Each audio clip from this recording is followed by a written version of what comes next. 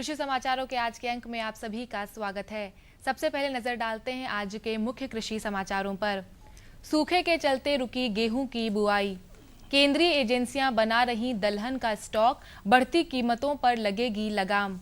किसानों के हितों को ध्यान में रखते हुए केंद्र सरकार खुलवा रही नीम कोटेड यूरिया के कारखाने। आलू, दलहन व तिलहन खेती की घट सकती है पैदावार। और प्रदेश में आढ़तियों के जरिए भी की जाएगी धान खरीद। अब कृषि समाचार विस्तार से। केंद्रीय कृषि मंत्रालय की ओर से जारी ताजा बुआई आंकड़ों के अनुसार गेहूं की बुआई 24 लाख हेक्टेयर पिछड़ी है। वहीं तिलहन की खेती में 23 लाख हेक्टेयर की कमी दर्ज की गई है। मानसून वापसी के समय बारिश न होने के कारण खेतों में नमी की कमी के चलते बुआई करना कठिन साबित हो रहा है। प्रदेश के कुछ क्षेत्रों में गेहूं की बुआई पहले हो जाती है। इसके लिए खेतों में पलेवा करने की जरूरत नहीं पड़ती। खेतों से नमी गायब होने के कारण इसकी अगेती बुआई रुक गई है। राज्य में पिछले वर्ष इस समय तक 6.58 लाख हेक्टेयर में गेहूं की बुआई हो चुकी थी, लेकिन चालू सीजन में यह केवल 2 लाख हेक्टेयर में ही बोया जा सका है। उत्तर प्रदेश, मध्य प्रदेश और राजस्थान की ज्यादातर मंडियों में खरीफ सीजन की दलहन फसलें पहुंचने लगी हैं, जिनमें सबसे अधिक उड़द व मूंग आ रही है। सरकारी एजेंसियां देश के विभिन्न हिस्सों में स्थित मंडियों में दलहन खरीदने उतर गई हैं। सरकार ने दलहन का बफर स्टॉक बनाने की पहल की है। अरहर में मिलावट की गंभीर समस्या सामने आई है, जिससे निपटना आसान नहीं है। महंगाई व मिलावट से निपटने के लिए सरकारी एजेंसी नैफेड के अनुसार इसके लिए एक निश्चित मानक बनाने की जरूरत है। खुले बाजार में दालों के मूल्य सरकार की ओर से घोषित न्यूनतम समर्थन मूल्य से बहुत अधिक चल रहे हैं। इसलिए दालों की खरीद बाजार भाव पर ही नैफेड द्वारा की जाएगी। पहले चरण में कुल 40,000 टन दालें खरीदी जाएंगी, जिनमें 30,000 टन अरहर और 10,000 टन उड़द होगी। देश में वर्ष 2013-14 में दलहन की पैदावार 1.92 करोड़ टन हुई थी। वर्ष 2014-15 में यह 1.73 करोड़ टन रही, जबकि वर्ष 2015-16 में दलहन की पैदावार के 1.8 करोड़ टन से अधिक होने की उम्मीद है। जल्द ही बाजार में नीम कोटेड यूरिया की सप्लाई शुरू हो जाएगी। केंद्र सरकार ने इस योजना को मूर्त रूप देने के लिए वर्षों से बंद पड़े उड़ीसा, बिहार व बंगाल के 4 कारखाने खोल दिए हैं। यूरिया तैयार करने वाली कंपनियों को भी भारत सरकार ने नीम कोटेड यूरिया ही तैयार करने के निर्देश दिए हैं। उम्मीद है कि मार्च तक यह यूरिया बाजार में उपलब्ध होगी। यह मौजूदा यूरिया से कुछ महंगा तो जरूर होगा, लेकिन इससे दूध में मिलावट का खेल तो रुकेगा ही, साथ ही खेतों की उर्वरा शक्ति भी बढ़ेगी। इससे नकली दूध बनाना बेहद मुश्किल होगा। इसके बावजूद यदि कोई बनाने की कोशिश भी करेगा तो दूध खुद ब खुद कड़वा हो जाएगा। देश में अब पूरे उत्तर भारत में बारिश न होने से चालू रबी सीजन पर भी सूखे के बादल मंडराने लगे हैं। अक्टूबर पूरी तरह सूखे की भेंट चढ़ गया। सिंचाई की पर्याप्त सुविधा उपलब्ध नहीं कराई गई तो रबी सीजन की प्रमुख फसल गेहूं की खेती के रकबे में भारी गिरावट की आशंका है। मिट्टी में नमी की कमी से दलहन व तिलहन की बुआई बिगड़ सकती है। दोनों फसलों की बुआई 8 से 10 लाख हेक्टेयर तक पीछे चल रही है। साथ ही आलू की खेती भी प्रभावित हुई है। बीते 3 दशक में पूर्वी क्षेत्र के राज्यों में मानसून की बारिश का औसत जहां 900 मिलीमीटर से अधिक है, वहीं बीते मानसून में ये घटकर 600 मिलीमीटर के नीचे आ गया है। इससे मिट्टी में नमी की भारी कमी है, जिसमें बुआई करना संभव नहीं है। खाद्य सुरक्षा की दृष्टि से महत्वपूर्ण पूर्वी राज्यों में हरित क्रांति का नारा भी दिया गया है, लेकिन इन राज्यों में सिंचाई के साधनों का सर्वथा अभाव है। इसी प्रकार यदि नमी की कमी बनी रही तो रबी की उत्पादकता घट सकती है। पश्चिमी उत्तर प्रदेश में भी 86% कम बारिश तथा पूर्वी उत्तर प्रदेश में 83% कम बारिश होने से सूखे जैसे हालात बने हुए हैं। प्रदेश सरकार किसानों से धान क्रय करने के साथ आढ़तियों के जरिए भी धान खरीद करेगी। खाद्य विभाग ने मंडी समिति से लाइसेंस प्राप्त कमीशन एजेंटों से धान खरीद कराने के अलावा लक्ष्य 42 लाख मीट्रिक टन निर्धारित किया है। खाद्य एवं रसद विभाग द्वारा जारी शासनादेश में पंजीकृत कमीशन एजेंटों को धान समर्थन मूल्य पर 2.50% की दर से कमीशन देने को कहा गया है। कमीशन एजेंट को विक्रेता किसानों का मोबाइल नंबर धान क्रय रजिस्टर में अंकित करना होगा। केंद्र द्वारा निर्धारित मानक के अनुसार धान क्रय किया जाएगा। कमीशन एजेंट से धान की गुणवत्ता का परीक्षण कर क्रय करने तथा किसानों को धान उतारने व सफाई छनाई आदि की सुविधा प्रदान करने को कहा गया है। किसानों को न्यूनतम समर्थन मूल्य का पूरा भुगतान कराने की जिम्मेदारी भी कमीशन एजेंट की होगी। आइए अब जानकारी लेते हैं कृषि भौतिकी संभाग के कृषि वैज्ञानिकों द्वारा किसान भाइयों को दी गई सलाह और सुझाव के बारे में। धान की फसल की कटाई 90% परिपक्वता आने पर या धान की बालियों का रंग सुनहरा होने पर करें, अन्यथा दाना बिखरने से उत्पादन में कमी आ सकती है। धान काटने के बाद खेत की तैयारी रोटावेटर से करें। इसके प्रयोग से धान के ठूंठ छोटे छोटे टुकड़ों में कट जाते हैं तथा मिट्टी भुरभुरी हो जाती है। सिंचित दशा में गेहूं की क्षेत्रवार संशुद्ध उन्नतशील प्रजातियों जैसे K307, DBW17, HD 2824, K1006, K607 आदि की बुआई करें। उसरीली भूमि हेतु गेहूं की संशुद्ध प्रजातियों जैसे KRL 210, KRL 19, K8434 और KRL 213 की बुआई करें। जौ की सिंचित दशा में क्षेत्रीय संशुद्ध छिलका युक्त प्रजातियों जैसे ज्योति, प्रीति, जागृति, RS6, नरेंद्र जौ 2, NDB 1173 तथा छिलका रहित प्रजाति नरेंद्र जौ 5 व माल्ट हेतु प्रगति रीतांभरा DWR 28 व रेखा की बुआई करें। तिलहनी फसलों में फास्फोरस का प्रयोग सिंगल सुपर फॉस्फेट के रूप में करना अधिक लाभप्रद होता है, जिससे फसल में गंधक की आवश्यकता भी पूर्ण होती है। सिंगल सुपर फॉस्फेट न मिलने की दशा में 200 किलोग्राम जिप्सम प्रति हेक्टेयर की दर से प्रयोग करें। अलसी के बीज उद्देश्य प्रजातियों शेखर, शारदा, मऊ आजाद, श्वेता तथा द्विउद्देश्यों प्रजातियों रुचि, पार्वती, रश्मि आदि की बुआई करें। दलहनी फसलों के बीज शोधित एवं उपचारित न होने की स्थिति में बीज शोधन के उपरांत राइजोबियम कल्चर तथा पीएसबी से उपचारित करने के बाद ही बुआई करें। 100 किलोग्राम डीएपी के साथ 20 किलोग्राम गंधक प्रति हेक्टेयर की दर से बुआई के समय प्रयोग करें। आलू की मुख्य फसल बुआई हेतु कुफरी चिप्सोना 1, कुफरी चिप्सोना 2, कुफरी चिप्सोना 3, कुफरी बहार, कुफरी सदाबहार, कुफरी बादशाह, कुफरी लालिमा आदि की बुआई यथाशीघ्र पूरी करें। मटर की संशुद्ध प्रजातियों जैसे आजाद मटर 1 व काशी शक्ति की बुआई करें। संकर टमाटर की खेती हेतु पौध की रोपाई करें। प्याज की संशुद्ध प्रजातियों जैसे कल्याणपुर लाल गोल, पूसा रत्नार, एग्री फाउंड व्हाइट तथा संकर प्रजातियों जैसे एक्स कैलीवर, बरगंडी, केपी, ओरिएंट आदि की नर्सरी डालें। गुलाब के पौधों की कटाई छटाई तथा जड़ों की खुदाई करें। कटे भागों में कॉपर ऑक्सीक्लोराइड का लेप लगाएं तथा 7 से 10 दिनों के बाद सड़े गोबर की खाद में मिट्टी मिलाकर जड़ों की भराई करें। तो किसान भाइयों, ये थे आज के अंक के कृषि समाचार। अगले अंक में कुछ नई जानकारियों के साथ हम फिर उपस्थित होंगे। तब तक के लिए हमें दीजिए अनुमति। नमस्कार। सब्जी में मसाला ज्यादा है। कितनी बार कहा है कि जितनी जरूरत हो बस उतना ही डाला करो। अरे मुझसे तो ऐसा कभी कभार होता है। और तुम जो हमेशा खेत में अनाप शनाप कीटनाशक डालते हो उसका क्या? ठीक ही तो कह रही है बहू। देख, खेत में उतनी ही दवा डाल जितनी जरूरत हो। याद रखो, कीटनाशक जहरीले होते हैं। डिब्बे पे लिखी सूचना के हिसाब से ही दवा डालनी चाहिए। पहले फेरोमोन ट्रैप, फ्लाइट ट्रैप, मित्र कीट, जैविक कीटनाशक आदि का इस्तेमाल करें। जरूरत पड़ने पर ही रासायनिक कीटनाशक का इस्तेमाल करें। छिड़काव सुबह या शाम दस्ताने, मास्क और पूरी आस्तीन वाले कपड़े पहनकर करें। हवा की दिशा में छिड़काव करते हुए पीछे जाएं। दवा के डिब्बे, छिड़काव यंत्र सुरक्षित जगह पर रखें। अब कुछ समझे क्या? हाँ, समझ गया मेरी रानी। अब ना करो नादानी। इसने पिला दिया ना तुझे पानी। जी जी जी। किससे बात कर रहे थे इतना हंस हंस कर? किसान कॉल सेंटर में विशेषज्ञ से खेती के बारे में सलाह ले रहा था। सुबह भी, रात को भी? किसान कॉल सेंटर सुबह 6 बजे से रात को 10 बजे तक खुलता है। रविवार को भी? साल के 365 दिन खुलता है। पर तुम ये सब क्यों पूछ रही हो? मैं तो कुछ और ही समझी थी। कृषि संबंधी समस्याओं का अपनी भाषा में तुरंत समाधान पाने के लिए पूरे भारत में किसी भी फोन से राष्ट्रीय हेल्पलाइन नंबर 1800-180-1551 पर संपर्क करें।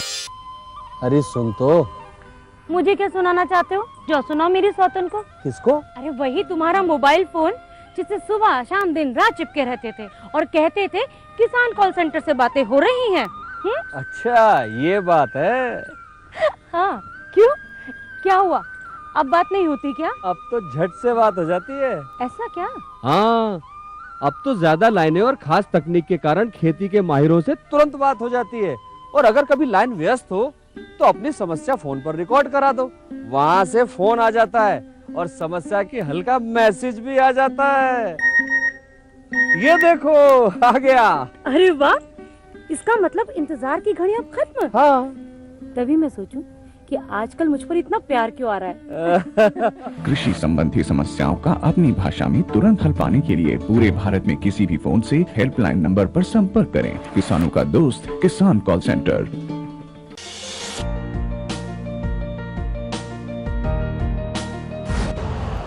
यूरिया का स्वदेशी उत्पादन 70 लाख टन बढ़ाने के लिए 6 उर्वरक संयंत्रों का उद्धार किया जा रहा है। FCIL के गोरखपुर, सिंदरी, तलचर और रामागुंडम संयंत्र, HFCL की बरौनी इकाई और BVFCL की नामरू फोर्थ। सोने पर सुहागा ये है कि देश में अब बनेगा सिर्फ नीम लेपित यूरिया, क्योंकि इससे होगा किसानों का फायदा ही फायदा। अनाज का उत्पादन 10% तक बढ़ेगा। बढ़ेगी 10 से 15% नाइट्रोजन क्षमता।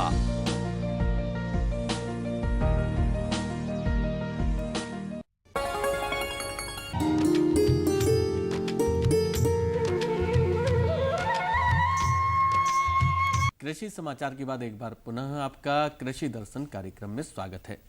बहनों भाइयों, हमारे किसान भाई दिन रात कठिन परिश्रम करते हैं और जब कठिन परिश्रम करते हैं तो चाहते हैं कि अच्छी फसल हो और उसका अच्छा मूल्य उन्हें प्राप्त हो।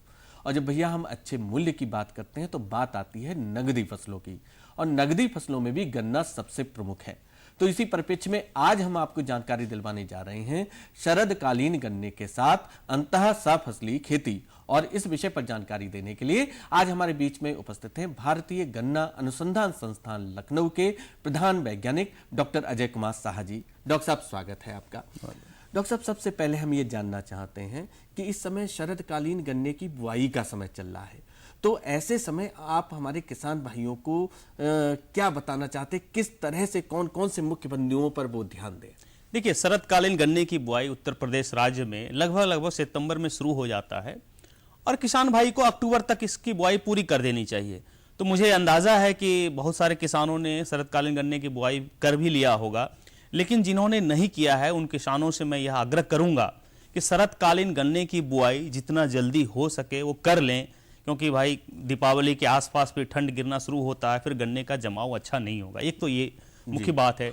दूसरा, आप अपने क्षेत्र के लिए जो संस्तुत प्रजाति है उसी प्रजाति के बीज से गन्ने की बुआई करें। अच्छा। तीसरा, बुआई के लिए जो गन्ना आप चुने वह स्वस्थ हो, उसमें कोई बीमारी का प्रकोप ना रहा हो, कोई कीट न लगा हो, और गन्ना बुआई के समय जो आवश्यक संस्तुत कर्षण क्रियाएं हैं, चाहे वो उर्वरक प्रयोग करने का हो या फिर फसल सुरक्षा रसायन प्रयोग करने का हो, उन सभी बिंदुओं का संज्ञान लेते हुए उसी प्रकार बुआई करें जैसा वैज्ञानिक विधि से बताया गया। ये मुख्य बातें हैं, अगर इसका ध्यान रखेंगे तो अच्छी शरदकालीन गन्ने की बुआई होगी। डॉक्टर साहब, आजकल शरदकालीन गन्ने के साथ साथ अंतः सफसली खेती पर बहुत जोर दिया जा रहा है जी। तो ये अंतः सफसली खेती है क्या?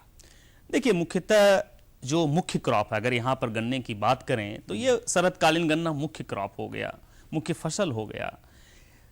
गन्ना लगभग 3 फीट के दूरी पर बोया जाता है, 2 पंक्तियों के बीच की दूरी 3 फीट है। इन 2 पंक्तियों के बीच के दूरी में कम अवधि वाले जल्दी पकने वाली जो फसल की खेती करते हैं उसी को हम अंतः फसल बोलते हैं, अंतः सफसली खेती कहते हैं जी।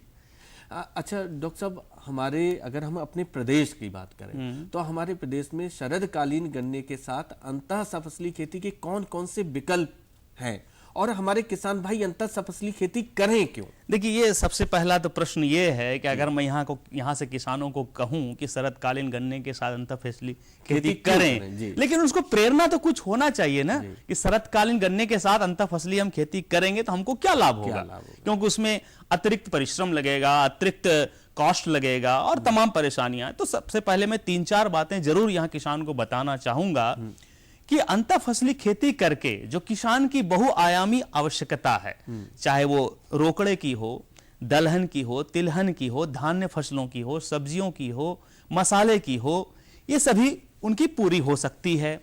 दूसरा, उनके अपने और उनके परिवार, चाहे बच्चे हों और परिवार के अन्य सदस्यों के लिए पोषण की जो आवश्यकता है, चाहे वो कार्बोहाइड्रेट हो, प्रोटीन हो, मिनरल्स हो, विटामिन्स हो, वेजिटेबल्स हो, ये सभी उसकी पूर्ति होती है।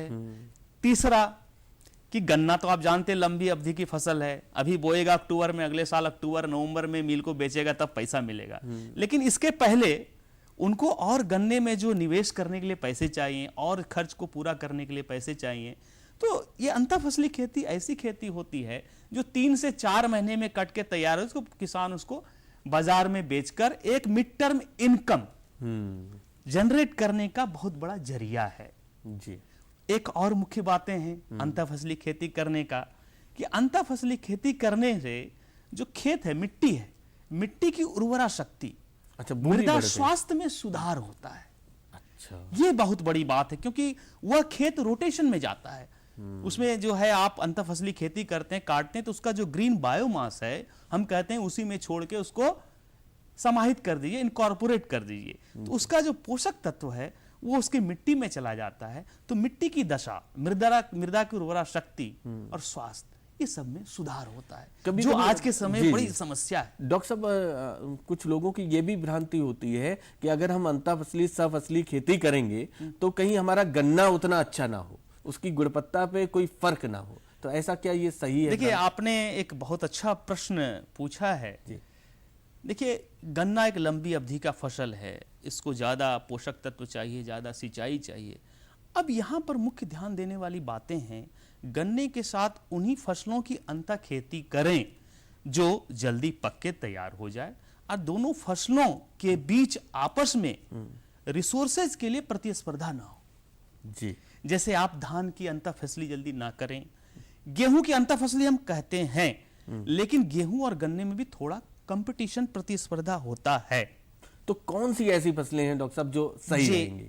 ये देखिए, जो शरतकालीन गन्ने के साथ किसानों के पास जो चॉइस है, ऑप्शंस है, खासकर उत्तर प्रदेश राज्य में दलहनी फसलें हैं। तिलहनी में अगर बात करें तो मसूर है, चना, मटर, अरहर, ये सब दलहनी फसलें आप गन्ना के साथ ले सकते हैं। आप धान्य फसलों की बात करें, हमने अभी कहा गेहूं जी। कुछ सीमित मात्रा में गेहूं ले सकते हैं, क्योंकि किसान के लिए गेहूं भी बहुत आवश्यक है। तिलहन फसलों में आपका, मैंने दलहनी में राजमा भी एक ले सकते हैं, बहुत अच्छा है।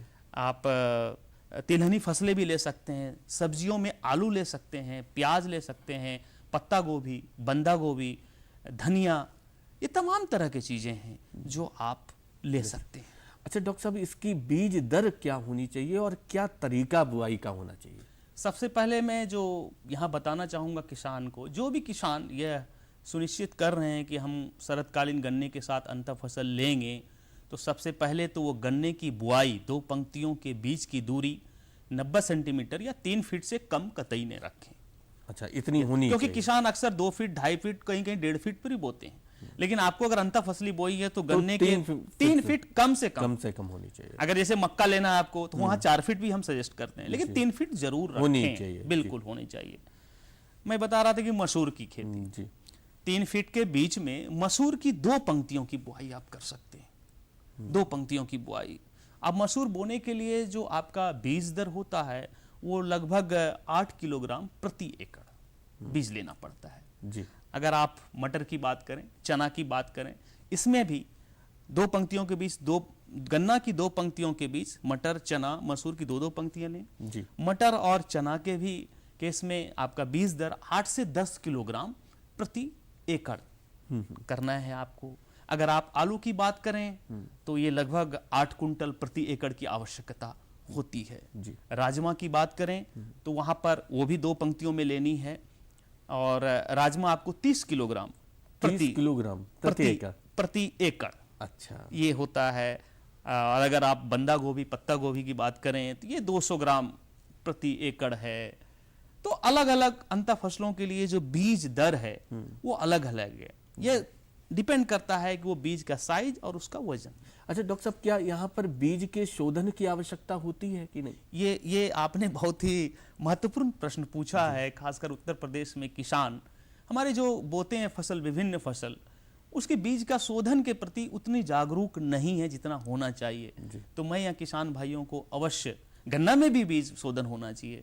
मुख्यतः अंतर फसलों में मसूर है, राजमा है, चना है, मटर है और तिलहनी फसलें हैं, इन सभी का बीज शोधन अवश्य करें। उसके लिए 2 जो मर्क्यूरियल फंजीसाइड बोलते हैं, फफूंदी नाशक, उसमें एक तो बाविस्टिन है, दूसरा थीरम है।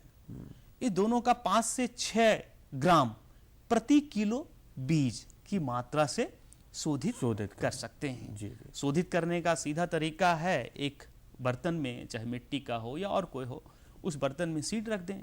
जितना किलो सीड है उसको 5 से गुना करके उतना ग्राम बाविस्टिन या थीरम का पाउडर डाल दें और उसको अच्छी तरह से मिला दें, तो पाउडर और बीज आपस में अच्छी तरह से मिल जाएगा। एक तो ये तरीका है।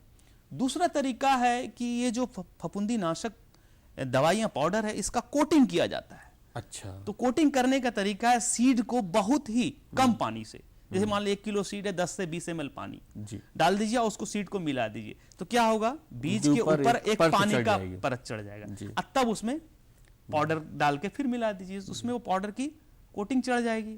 फिर उस बीज को, शोधित बीज को निकाल कर कहीं छाया में रख दीजिए कुछ देर के लिए, तो उसके ऊपर वो एक कोटिंग लेयर चढ़ जाएगा।